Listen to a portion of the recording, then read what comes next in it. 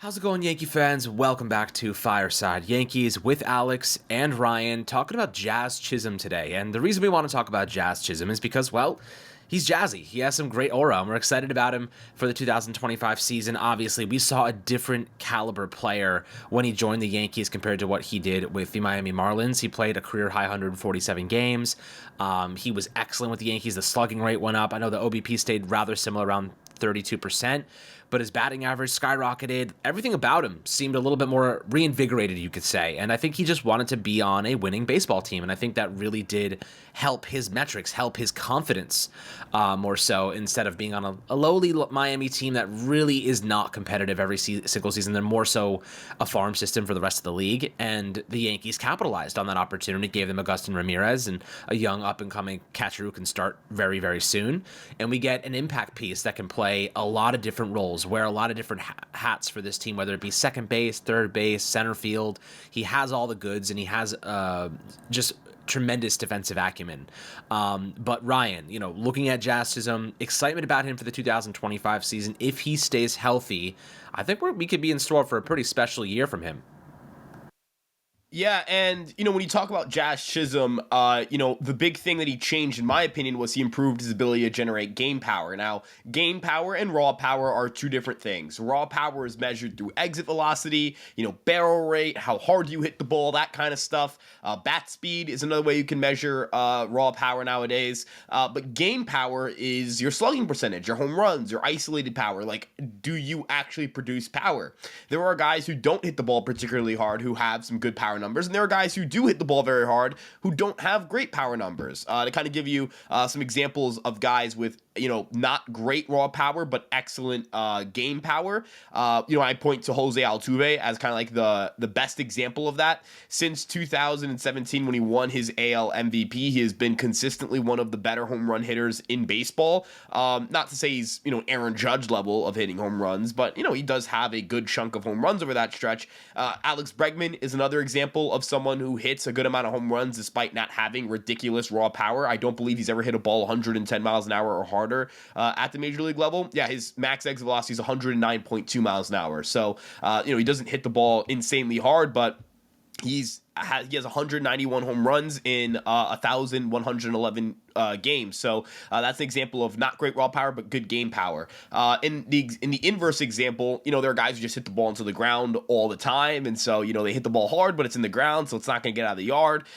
You want a guy who can kind of, and Yanni Diaz would be a good example of that. Great raw power, not as good game power. But Jazz Chisholm kind of struggled to generate consistent game power this past season with the Miami Marlins. He slugged 407. He had a 158 isolated power, 13 home runs in 101 games. That was good for a 100 WRC plus. As you mentioned with Jazz, this is not a guy who's going to put up, a 360, 380 on base percentage. His on base percentage, even in his best years, is going to be, 320, maybe 325, somewhere in that range. The big differencing factor. I don't know. I'm not going to use that big word. The big separator, I guess. Yeah. I'm out of it right now when it comes to my vocabulary. But in terms of Jazz Chisholm's ability to generate power, that's always been the difference maker for him. When he has big power years, he has productive seasons at the plate, and the Yankees were able to consistently get that power out of him, notably working with James Rousing, who he also had on the Marlins major league staff back in 2022 when he had a 134 WRC plus and made his first All-Star team, and it kind of was the year where he looked like he'd become a superstar. With the Yankees, he slugged 500, had a 132 WRC plus, hit 11 home runs in 46 games. That's awesome. Like, 2 thumbs up right there. But most people would say, well, he's trying to hit more home runs. Like, how is that going to negatively affect him? Well, his strikeout rate decreased from 24.9% to 23.6%, as his zone contact rate actually improved a little bit. His chase rate, or his O-swing percentage, went from 32.3% with the Marlins to 29.7% with the Yankees. Now, he didn't increase his fly ball rate much with the Yankees. He just pulled the ball more, and that's fine with me. Do I think he's going to sustain, a 23.9% home run per fly ball rate? Probably not. I think it'll settle closer to around his career average of 19.3%. 100%, but I don't think he has to be, that kind of home run to fly ball ratio or have that kind of home run to fly ball ratio to be productive. Again, if we're talking about him slowing down his home run pace a little bit from last year, like he had 11 home runs in 46 games. If you pace that out for 150 games, that's 35.8 home runs. I think it's fair to say that if Jazz Chisholm hits under 35 home runs, he could still have a pretty good year, right? I think 35, if your expectation's 35 home runs, I think you're doing a little too much. But, he was way more aggressive with the Yankees on the base path as well. You mentioned reinvigorated, and I do think that's the best way to kind of describe Jazz Chisholm. He was reinvigorated, and he had 18 steals in 46 games. He had only been caught twice. He stole 22 with the Marlins in 101 games. That was 30 attempts versus 20 attempts. 10 fewer attempts, sure, but it came in literally less than half the game. So he was far more aggressive on the base path, far more willing to take advantage of what the defense was giving him. And perhaps, again, I think that you make a great point here. Perhaps just playing on a team where he feels like he's got a chance to win every day is something that does, really appeal to Chisholm. He also hit the ball a lot harder when he got here. 91.6 mile per hour exit velocity, 48.5% hard hit rate. It just felt like Jazz Chisholm was locked in and that he was aware of the fact he's playing in a ballpark that fits his power well and took full advantage of it. He absolutely did take full advantage of it. And, we talk about the base running qualities and what it did for the Yankees, one of the worst base running teams in their history last season in the league. That's an element they're trying to improve. Obviously, Jazz was a big contributor in that regard. We watched him, get on base with a single, and then in the World Series, steal second, steal third, end up going home on an overthrow. So, you really kind of see the impact that he can make in a variety of different ways. But, the fact that he was able to step in at third base and basically lock down that position without ever playing it before just shows the value that he has. And even more importantly, they were talking about his financial, what he was going to get in arbitration. He was projected to get about, I think, 6.3 mil, ended up only getting 5. So that's a huge savings for the Yankees and allowed them to be a little bit more flexible. 26 years old, still has 2 years left of control, only a free agent in 2027. And the Yankees got him for a player who had never played at the MLB level before. So, Miami doing Miami things, selling good talent, and, he has had injury history in the past, injury issues. He played 97 games in 23, 60 in 22, 124 in 21, and then had a career high, obviously, this year. But like you said, the decisions were better, the slugging was better, had a 132 WRC+, 2.3 WAR in 46 games is absolutely absurd. Let's assume he played at that level for a full season. You're looking at a 5 WAR player, 6 WAR player even.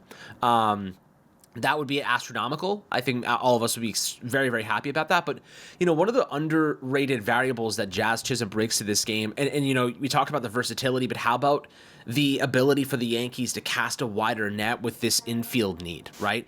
Like the fact that he can play second and third base completely opens up their entire pursuit of landing, whether it be a second or third baseman. We're hearing rumors about Bregman and the Cubs. Do the Yankees like Nico Horner? Would they actually pursue a guy like that? We don't know. We know that there was interest months ago. Maybe that comes to fruition in a couple of weeks. We'll see. But, there are other options. Jorge Polanco's one name that's been floated down the free agent market. I know he's not the best glove in the world, but his bat has legitimate power to it.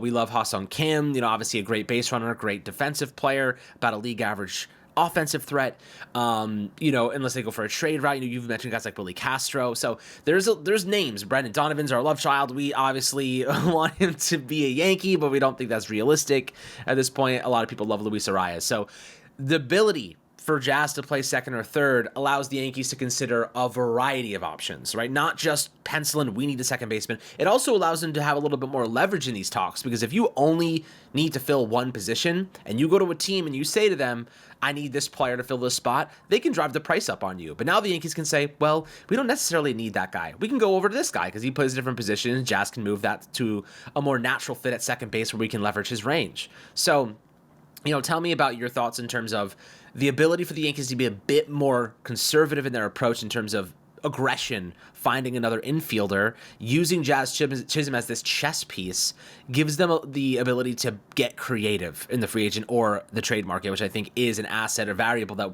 is something to talk about. Yeah, absolutely. I think you make a great point. It does open up kind of a wider range of possibilities for the Yankees. They can go for second, they can go for third, and I don't mean this to say that either position group is more bountiful than the other, but could you imagine if you were limited to just being able to acquire a third baseman or just being limited to acquire a second baseman? That would put the Yankees in a much tougher spot. This is a thin infield market, a very thin infield market, and if the Yankees want to be able to take advantage and put together a roster that's capable of winning a lot of games this year, they're going to need an infielder. And, I've talked about this time and time again. I don't believe the Yankees can, should, or would run out what they currently have internally at third base / second base. They don't have anyone internally that's capable of being their third baseman right now. Maybe if someone goes down, you can argue that Cabrera should start. But yeah, that's if someone goes down. That's not your plan A. Your plan A going into opening day should be to have someone that isn't named Oswaldo Cabrera, DJ LeMahieu, or Oswald Peraza playing third base for the New York Yankees, or second base for the New York Yankees, depending on who it is. And I'd also like to mention, I'd like someone who could start every single day. I don't want, a guy who can platoon with Oswaldo Cabrera. No, because then that makes Oswaldo Cabrera the starter, because Oswaldo Cabrera is going to platoon against play against left-handed pitch or right-handed pitching, and the majority of pitchers are right-handed pitchers. So that makes him essentially an everyday player. What if something happens to Anthony Volpe? What are you going to do? Call up Oswald Peraza when you could just stick Cabrera there, who, again, Cabrera is not a superstar or anything, but Cabrera is a major league player. I am certain of that. I'm not certain of that when it comes to Oswald Peraza, right? So, depth is never depth is a good thing. The Yankees never really have a ton of position player depth, or they haven't had a ton of position player depth over the last few years. They've ran out lineups that were top heavy. They've really only had an excess of position player depth in 2017, 18, and 19. Those were the 3 years where they were like, all right, we have so many good position players, guys who are cheap, guys who are flyers, guys who are a little more expensive. And those teams were their 3 best teams. I still firmly believe that in the Aaron Judge era, those 3 teams were the best Yankee teams they ever threw out. With that group, that group should have won a World Series. And not saying that because they should have that, it's unfair they didn't. No, it just means that they didn't do what they're supposed to do.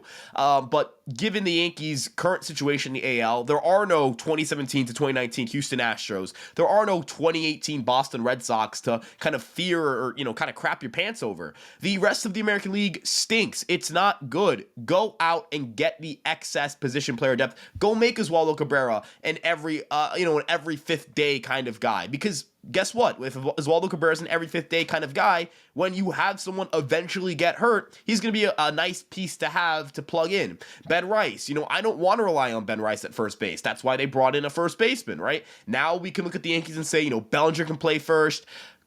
Rice can play first, and your starter right now is Goldschmidt. We should be fine at first base. I don't think there are as many question marks about first base as there are about third base or second base right now. That's what depth does for you, even if you can't acquire star caliber talent. I would love to see, as you mentioned, Willie Castro. If the Yankees traded for Willie Castro, who's another versatile weapon, can play second, third, short, all outfield spots. What if guys get hurt? He can shuffle around. You can put Cabrera on the dirt. What if, Castro is a good player for you, and he ends up, taking advantage of right field the way that I think he can. Then you've got another productive hitter in your lineup. You could have a lineup where you've got, 7-8 guys posting a WRC plus of at least 100, and you could have a 9-man lineup where, you have great defensive production as a whole, and you're a lot better on the bases. Ha-Seong Kim's a good example of that. A guy who can play great defense, provide good speed and be a solid enough bat. Nico Horner, I've gushed about Nico Horner. I've said he is a lot better than people think, and I stand by that. The Yankees need an infielder, and Jazz gives them the opportunity to kind of add whoever and whatever opens up. You want to add a shortstop and move him over to second? Cool. You want to add a third baseman, move him, and play him at third? Cool. You want to add a second baseman and move Jazz back to third? Great. You can do whatever you kind of need to do. Jazz is a big reason for that. And again, they need to get another infielder because Jazz, he's doing a lot of favors right now. Take advantage of the opportunity. Do not give me some BS about how DJ LeMahieu is going to come back and play well. He's not. I guarantee you he's not. And if he does, I'll eat crow. I'll eat a sock on Fireside Yankees if DJ LeMahieu has a productive major league season. If DJ LeMahieu has a 100 WRC plus or better, playing more than 15 games, because I'm not going to do no one game BS where he gets one hit and then he never plays again because he got hurt. He's got to play 20 games, give me a WRC plus of at least 100 and a positive WAR. He does that, I'll eat a sock right here on Fireside Yankees. Right here, right now. And I hope I have to eat a sock. I hope he plays well enough to do it. But that's how confident I am that he's not. I know I'm not going to have to eat a sock on Fireside Yankees. I know. Like a low-cut sock or one of those long ankle I don't socks? care. Whatever the comment section... I will let the comment section decide on this one. Baseball sock, ankle sock, regular sock, Christmas sock, I don't care. Sock puppet, don't care. I'll wager it right now. That's how confident I am that it's not going to happen. Please go get an infielder, because I promise you, he plays, I'm not going to have to eat a sock. I promise you that. Yeah, it's it definitely would be losing strategies. So I'm definitely on board with eating a sock as well, because at the end of the day, going into the season with DJ LeMahieu as your primary starter at one of the infield spots, it's a losing recipe. It's not an equation I get the sense the Yankees want to find themselves applying. And everything that they've been talking about, in terms of hot stove, Curry, whatever, suggests that they do not feel good going into the season with DJ LeMahieu. Look, anyone in their right mind could look at the last 2 years and say, yeah, I don't think that's a good idea. The Yankees aren't stupid. They see the metrics. They see it. I know Aaron Boone says all the good stuff about the players. And they're like, oh, we have faith he's going to bounce back. They said the same thing about how many guys this offseason before they ended up replacing them. You know what I mean? They said the same thing. They were like, oh, we're not looking to trade Marcus Stroman. Caleb Durbin. We love Caleb Durbin. We love Caleb Durbin. Yeah. Yeah. And then he traded his ass for Devin Williams. And Marcus Stroman, only a matter of time before he gets traded too. And all they've been talking about is how we like Marcus Stroman. He can be a good player. Dude, he's getting freaking traded. They need the money. So, the only guy, and then DJ LeMahieu, same freaking thing. They just try to save face in case nothing happens. In case they don't make a deal, they want to make sure that they protected themselves, which I can understand, and I think that's good practice. So I don't disagree with that methodology of protecting a player's confidence and saying, just being on their side, because at the end of the day, doesn't really bode well for the locker room or that player if your front office or management does not have faith in you. So, at the moment, we can kind of see through the weeds here, and we know what's going on. But Jazz, obviously a phenomenal player when healthy. If he stays healthy and consistent, he's going to be a threat, man. I'm excited to see where they use him in the lineup, too. He could be a leadoff option if they don't make another big acquisition. He could be a guy that bats third. He could be a guy that bats fifth. He could I don't think I'd put him cleanup, but I think fifth definitely feels like a nice balance for him in the middle of the lineup. So, and any thoughts on that before we wrap up this episode? Yeah, no, I the Sirens are so fun, dude. They're like, we love Jazz. Yeah, the Sirens are here for Jazz Chisholm, guys. They love Jazz. No, they're arresting DJ LeMahieu. That's not. They're arresting me for trying. Is it illegal to eat a sock? It's not, right? Like, there's nothing illegal about that. No, it might be bad for me. That's if I have to eat a sock, that might be my last episode on Fireside Yankees. Like, yeah. True. Yeah, True. that might be, but definitely. In regards to Jazz Chisholm, though, look, I think actually I have a little bit of a hot take here. I would hit Jazz Chisholm third, and here's why. I know that the thought process here would be hit him fifth because you just like hitting him fifth means you probably have a deeper lineup, and that is fair. I would, in an ideal world where like we get someone who could be the 3-hitter, I would love that for not that. Beautiful world where Jazz hitting fifth, but I'm hitting him third, and here's why. Jazz is an aggressive hitter. He's going to swing at pitches to hit. He can hit the ball out of the yard, and when Judge is the guy in front of you, you want a guy who can hit the ball out of the yard and can hit home runs. Also, you want a lefty to break up Judge and Stanton. I know that Bellinger may fit those two, maybe fits that mold better for some people, but I would actually prefer to hit Bellinger fifth, because fifth is where you're probably going to see the most runners in scoring position opportunities, and in hitting third, you're going to see the most situations where there's 2 outs, nobody on. I know Judge is so good that you will rarely see those, but those still do happen. Aaron Judge does not have a 600 on base percentage. He's more likely to make an out than he is to get on base. Jazz, if he gets on base and hits, let's say, a single, well, he could steal second base, and then Stanton just has to hit one of those frozen rope singles, and the Yankees are running the board. I love having the idea of Stanton hitting with Jazz on the bases paths too, because if Jazz is running at first base and Giancarlo Stanton comes up and there's 1 out, let's say, Giancarlo Stanton is probably not going to hit into a double play because Jazz can put himself in motion and take away the double play. So something that usually kills the Yankees could play to their benefit because Stanton just hits the ball so freakishly hard that you kind of have to immediately react and immediately know, almost pre-pitch, what you're going to do with the ball when you get it. And then furthermore, in discussing Jazz Chisholm, I think he's going to have a pretty big year. I think he's going to have a 120 WRC plus. I think he's going to hit 28 home runs. And I think that in between Judge and Stanton will be wicked. I kind of think about how Anthony Rizzo's bat played in Yankee Stadium. And I do have this same similar feeling with Bellinger, where like Rizzo's bat played a lot better at Yankee Stadium before the concussion because of the way that ballpark plays. I think Jazz and Bellinger could have similar boost in that regard. Not saying a 130 something WRC plus like Rizzo had in 2022, but a 120, 120, 125 maybe for Jazz, and like a 115, a 120 for Bellinger. I would take both outcomes gladly. But you kind of look at what Jazz can do. Again, he's got big time power. He's projected to hit like 28 home runs. If you add in, let's say Judge hits 40, let's say Judge hits 45. I'm going to be pretty bold. Judge is one of the best hitters I've ever seen. I'm going to say 45. I'm sorry. I don't care if that's crazy. I'm going to say 45. You get like 28 from Jazz, and you get like 27, because you got to factor in that Stan's going to miss some time. Last year, you get 27. So I'm going to say 27, 45, 27, 28. That's 101 home runs between three people. Right now, you start kind of doing the math on like, hey, can Bellinger hit 20 for me? Can Wells hit 20 for me? Can Jason hit 15? Can Volpe get to that 15 mark?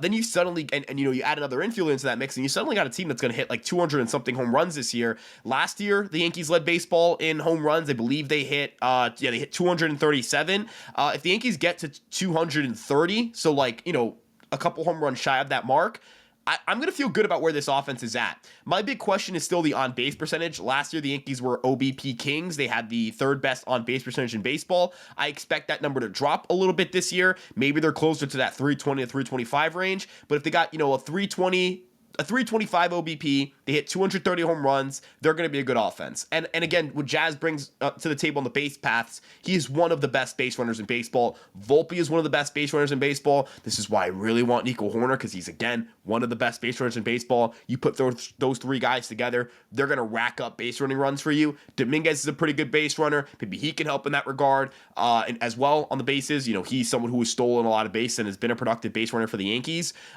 Bellinger is a good base runner. He's someone who might be able to swipe 20 for you. Then you start looking at this team and you go, these guys can steal bags. These guys can really like run the bases, do dynamic things, put guys in motion. I know people usually hear the term put somebody in motion when it comes to football, but in baseball it's dangerous too. Put guys in motion. Let's get guys moving. I think that's going to make the Yankees just even more dangerous, Alex. That's what's going to happen when they play, when they run out there, when they kind of terrorize pitchers with the fact they can still hit home runs. But again, put guys in motion, get guys moving, put a guy at second when you can, get a guy to third. When they throw the ball to third and they overthrow the third baseman, he's able to sprint home and you get a run there. These are the dynamic plays that can change the outlook of a season for you. And I think the Yankees certainly have that kind of capability with Jazz and the other guys they have on the roster.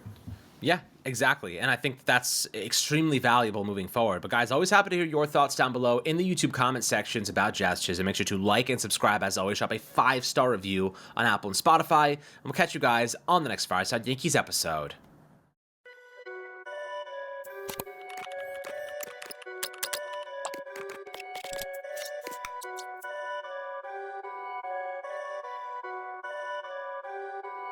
Perfect.